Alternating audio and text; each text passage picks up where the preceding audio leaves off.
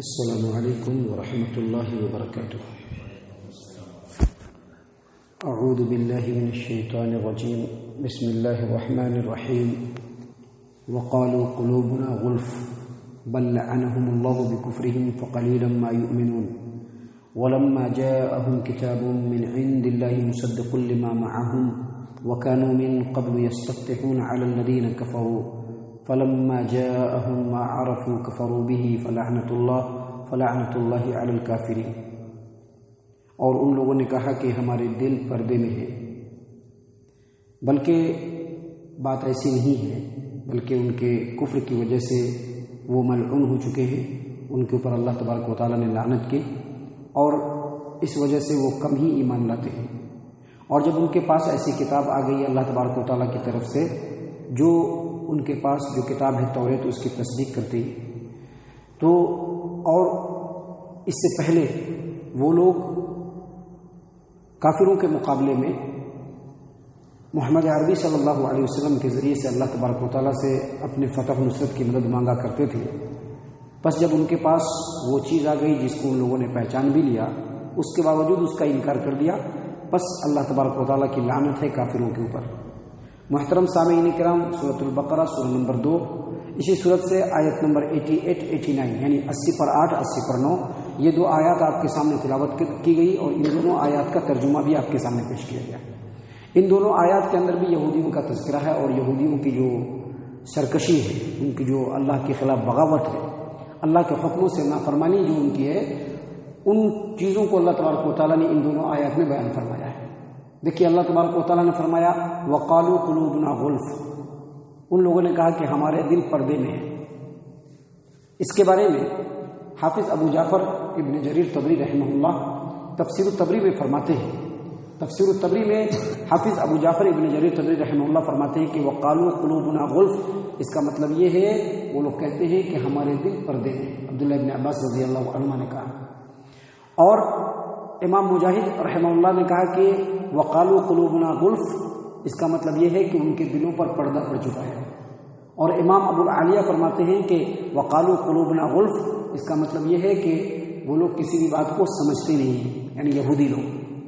جبکہ حافظ قرطبی رحمہ اللہ تفسیر القرطبی میں امام مجاہد اور امام قتادہ دونوں سے ہی روایت کرتے ہیں، اور وہ عبداللہ ابن عباس رضی اللہ عنہما سے روایت کرتے ہیں کہ عبداللہ ابن عباس رضی اللہ عنہما وقالوا قلوبنا غلف، غلف نہیں پڑھتے تھے بلکہ غلوف پڑھتے تھے، وقالوا قلوبنا غلوفن، لام کے ضمہ کے ساتھ، اور غلوفن جو ہے وہ غلاف کی جمع ہے۔ اور اس کا مطلب عبداللہ ابن عباس رضی اللہ عنہما نے یہ بتلایا ہے کہ جب بھی محمد عربی صلی اللہ علیہ وسلم یا مسلمان ان کو دین کی کوئی بات بتاتے تو وہ لوگ کہتے کہ ہمارے دل علم سے بھرے ہوئے ہیں، ہم کو تمہارے علم کی ضرورت نہیں ہے۔ حالانکہ اگر اس چیز کو دیکھیں گے تو یہ بات بھی اپنی جگہ پر ایک اعتبار سے صحیح ہے کہ یہودی لوگ ہر دور میں علم سے بڑھے رہے ہیں، اور آج کے دن میں بھی ہماری شریعت میں بھی جو ہمارے احادیث ہیں، اس سلسلے میں ان کا جو علم ہے اور جو انہوں نے اس علم کے اوپر کام کیا ہے، ویسے کام اس کی مثال مسلمانوں میں نہیں ملتی۔ آپ کو بتلایا جائے سے پہلے کہ تحفۃ الاشراف حدیث کا انسائکلوپیڈیا ہے، اس پر یہودیوں کے عالموں کی ایک جماعت نے 80 سالوں تک کام کیا، اور الفابیٹکلی آرڈر میں، یعنی الف با تا سا کے آرڈر میں اللہ کے رسول صلی اللہ علیہ وسلم کی جتنی بھی حدیثیں ہیں، ان تمام حدیثوں کو نمبرنگ سسٹم سے ان لوگوں نے بالکل تیار کیا ہے، جو یہودیوں کا بنایا ہوا ہے۔ تو علم تو ہے، حقیقت بھی جانتے ہیں، لیکن اس کے باوجود ان کے دل پر کیا ہو گیا ہے؟ پردہ پڑ گیا۔ دراصل انسان کے اندر ایک عادت ہوتی ہے، ایک فطرت ہوتی ہے کہ وہ اپنی غلطی کو بھی اچھا بنا کر کے پیش کرتا ہے، اور جو حقیقت ہوتا ہے اس کو ایکسیپٹ کرنا اس کے لیے بڑا مشکل ہوتا ہے۔ سبھی انسان ایسے نہیں ہوتے ہیں، لیکن انسانوں کے اندر یہ بات پائی جاتی ہے۔ یہی حال یہودیوں کا تھا کہ یہودیوں نے اپنے علم کی روشنی میں محمد عربی صلی اللہ علیہ وسلم کو، آپ صلی اللہ علیہ وسلم کے رسول ہونے کو، آپ پر جو کتاب نازل ہوئی اس کو بالکل پہچان لیا کہ یہ وہی اللہ کے رسول ہے، لیکن ان کو لگا کہ یہ جو رسول آئے ہیں یہ ہمارے قوم میں نہیں آئے ہیں، ہمارے خاندان میں نہیں آئے ہیں، بنو اسحاق میں نہیں آئے، بنو اسماعیل میں آئے ہیں، عرب میں آئے ہیں، لہذا یہ ہمارے اندر آنے والے رسول نہیں ہیں. تو ان کو لگا کہ جو ان کا مذہبی تفوق ہے، جو مذہبی سرداری ہے، جو اللہ تبارک و تعالیٰ نے مذہبی اعتبار سے ان کو سردار بنایا، اقتدار دیا، وہ چھن جائے گا، ختم ہو جائے گا. اس وجہ سے انہوں نے اب کیا کرنا چاہیے؟ اب تو ہم پہچان لیے کہ یہ محمد صلی اللہ علیہ وسلم ہے، اب کرنا تو کیا کرنا؟ تو بس سیدھے یہی کہہ دیتے تھے کہ جب بھی کوئی بات پہنچانے آتے لوگ، جب بھی نبی صلی اللہ علیہ وسلم کو دین کی طرف بلاتے تو وہ کہتے کہ قالوا قلوبنا غلف، ہمارا دل علم سے بھرا ہوا ہے، ہمارا عقیدہ بالکل پختہ ہے، ہمارا عقیدہ بالکل مکمل ہے، ہم کو اب کسی عقیدے کی ضرورت نہیں ہے. اللہ تبارک و تعالیٰ نے فرمایا بل لعنہم اللہ بکفرہم. دراصل ایک انسان کے بہترین انسان ہونے کی پہچان ہی یہی ہے کہ جب بھی اس کے پاس حق بات آئے، حق بات کو پہلے فرصت میں قبول کرے. حق بات جیسے ہی سمجھ میں آ جائے پہلی فرصت میں قبول کرے. دیکھیے ابو بکر صدیق رضی اللہ عنہ کو جیسے ہی نبی صلی اللہ علیہ وسلم نے بتلایا کہ میں اللہ کا رسول ہوں، اللہ میرے اوپر وحی بھیجتے ہیں، فوراً انہوں نے ایکسیپٹ کر لیا. اللہ نے ان کو لقب کیا دے دیا؟ صدیق. صدیق لقب دے دیا، تصدیق کرنے والا. محترم سامعین کرام، جب نبی اکرم صلی اللہ علیہ وسلم اسراء اور معراج کے سفر پہ گئے تو کل ہو کر کے جب واپس آئے نبی صلی اللہ علیہ وسلم تو کل ہو کر کے لوگوں کے سامنے جب یہ بات کہی تو لوگ طرح طرح کی باتیں بیان کرنے لگے. ابو بکر صدیق رضی اللہ عنہ کے پاس آ کے کہتے ہیں کہ تمہارا دوست لگتا ہے کہ دماغی اعتبار سے خراب ہو گیا ہے. وہ کہتا ہے کہ بس رات کے ایک حصے میں ہی جو ہے مکہ سے وہ بیت المقدس گئے اور بیت المقدس کے ساتھ آسمان کا سفر کیا. تو ابو بکر صدیق رضی اللہ عنہ نے کہا کہ کیا اللہ کے رسول صلی اللہ علیہ وسلم نے ایسا کہا ہے؟ تو کہا کہ ہاں انہوں نے ایسا کہا ہے.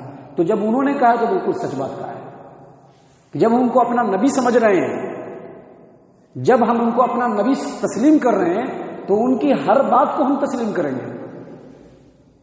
لیکن یہی صفت یہودیوں کے اندر نہیں آ سکی اور نہیں تھی، جس کی وجہ سے انہوں نے فوراً انکار کیا اور کہا کہ ہم ان کو نہیں جانتے ہیں. اللہ تبارک و تعالیٰ نے کہا کہ ایسی بات نہیں ہے، ان کے عقیدے میں تو بہت سارا کھوٹ ہے، لیکن بات یہ ہے بل لعنہم اللہ بکفرہم، اللہ تبارک و تعالیٰ نے ان کے کفر کی وجہ سے ان کے اوپر لعنت کر دی ہے.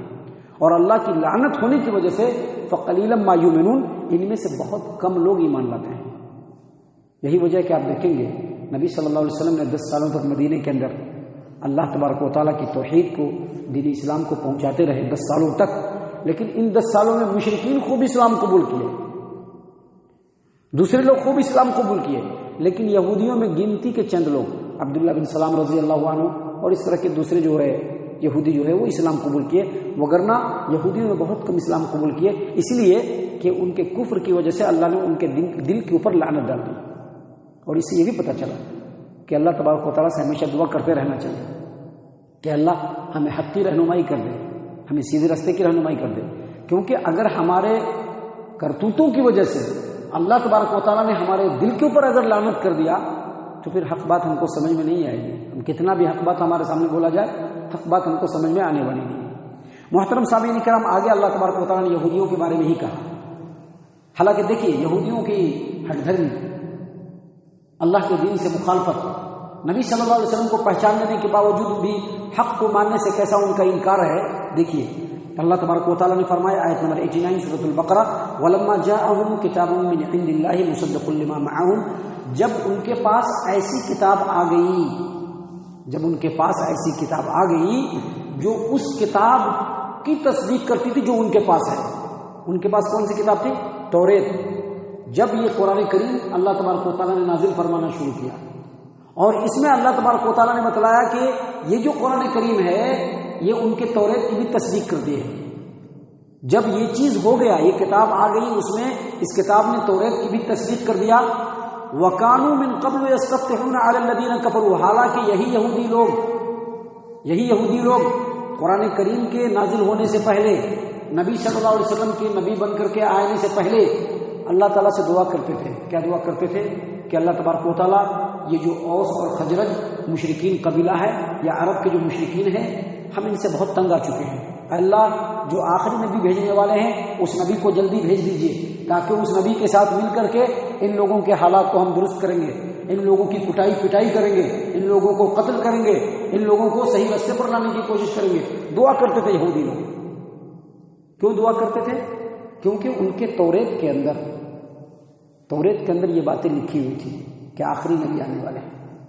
توریت کے اندر یہ بات لکھی ہوئی تھی, بائبل کے اندر یہ بات لکھی ہوئی تھی کہ آخری نبی آنے والے ہیں, ایسے ایسے نبی ہوں گے, ایسا ایسا ان کا نام ہوگا, فلاں جگہ پہ وہ مبعوث ہوں گے, فلاں جگہ پر ان کا دعوت کا کام ہوگا, ایسے ایسے واقعات ہوں گے.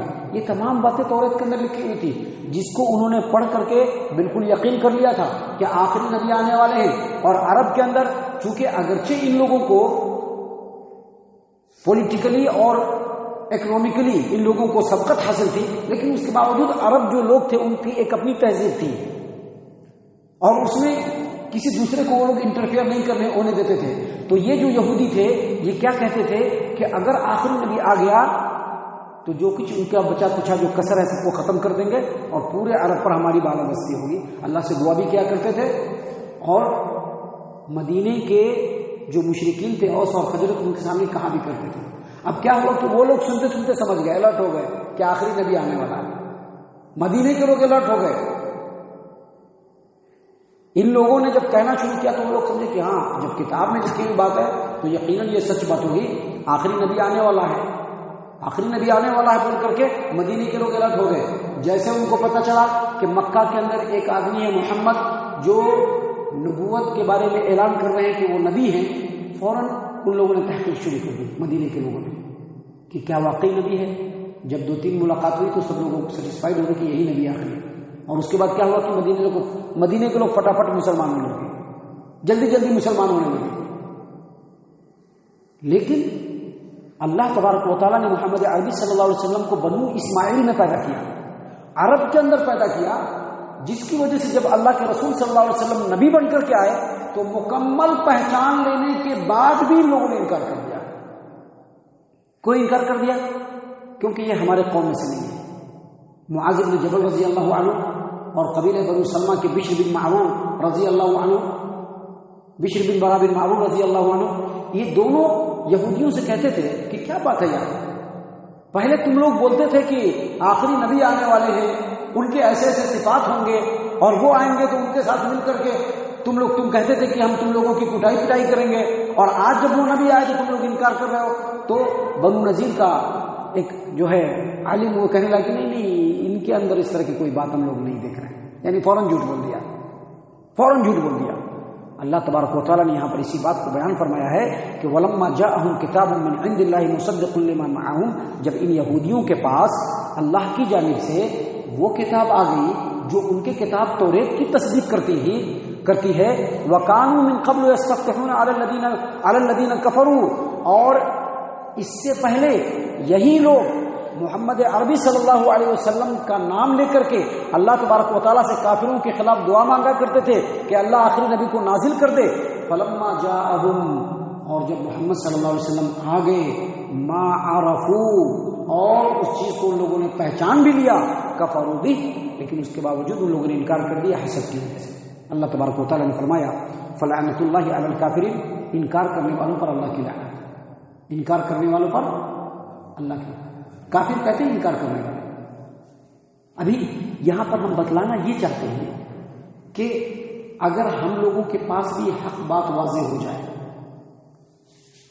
ابھی ہے نا ہم لوگ نہیں جانتے تھے, جیسا ہم لوگوں نے سماج و معاشرے میں لوگوں کو دیکھا کرتے ہوئے ویسے ہی کرتے چلے آئے, جیسا سماج و معاشرے کے لوگ نماز پڑھنا سکھلایا ویسے ہی نماز پڑھتے رہے, جیسا سماج و معاشرے کے لوگ عبادت کرنا سکھایا ویسے ہی عبادت کرتے رہے. لیکن جب ہم کو معلوم ہو گیا کہ اللہ تبارک و تعالیٰ نے ایسا رہنے کے لیے کہا ہے, ایسا عبادت کرنے کے لیے کہا ہے, اس طرح سے زندگی گزارنے کے لیے کہا ہے, اس کے باوجود اگر ہم نے انکار کیا تو ہم بھی انکار کرنے والے ہو جائیں گے. اور اللہ تبارک و تعالیٰ نے کیا فرمایا, فلعنۃ اللہ علی الکافرین, انکار کرنے والوں پر اللہ کی لعنت. اور جب انکار کرنے والا انکار کر دیتا ہے اللہ کی لعنت ہو جاتی ہے, پھر حق بات اس کو سمجھ میں نہیں آتی. تو ان تمام باتوں کا خلاصہ یہ ہے کہ یہودیوں کے اندر جو یہ بری صفت تھی انکار کرنے کی, وہ ہمارے اندر نہیں آنا چاہیے. وہ لوگ حق بات کو جانتے تھے پھر بھی انکار کرتے تھے, جس کی وجہ سے اللہ نے ان کے اوپر لعنت کر دیا, جس کی وجہ سے اب ان کو حق بات کبھی بھی سمجھ میں نہیں آتی ہے, اور بہت کم لوگ اس میں سے اسلام قبول کرتے ہیں. ایسا ہمیں نہیں بننا ہے. ہمارے پاس جب بھی اللہ کا کوئی پیغام آ جائے فوراً اس کے سامنے سر کو جھکا دیں. ہمارے پاس جب بھی رسول اللہ صلی اللہ علیہ وسلم کی تعلیمات میں سے کچھ سمجھ میں آ جائے فوراً ہم کو سر جھکا دینا چاہیے اور اس کو ایکسیپٹ کر لینا چاہیے۔